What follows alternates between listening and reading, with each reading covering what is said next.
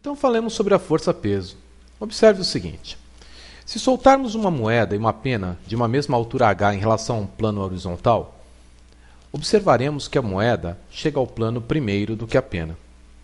Isso porque a resistência oferecida ao movimento da pena através do ar é maior do que no caso da moeda.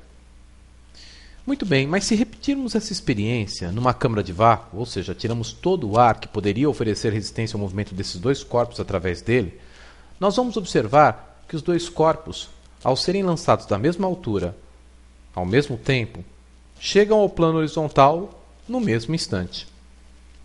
Então, observamos que a aceleração desses dois corpos são necessariamente iguais e constante. Eles descrevem, nesse caso, um movimento retilíneo uniformemente variado. A aceleração eu chamei de g. Ela é vertical e dirigida para baixo. Na verdade, todo corpo lançado nas proximidades de um planeta, sem nenhuma resistência ao seu movimento, tem, após o lançamento, uma aceleração vertical e dirigida para baixo, chamada gravidade. E é muito importante que você saiba que essa aceleração, a gravidade, independe da massa do corpo que foi lançado.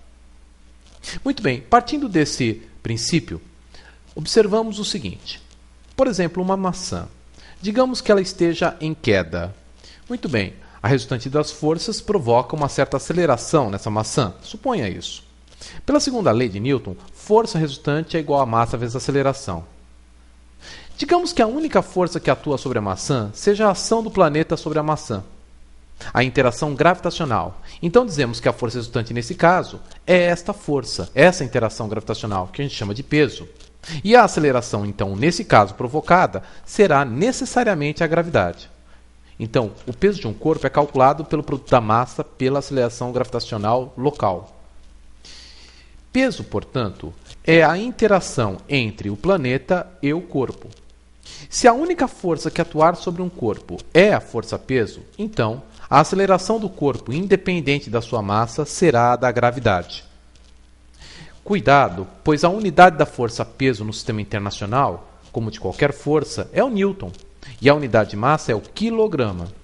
Cuidado para não confundir peso e massa.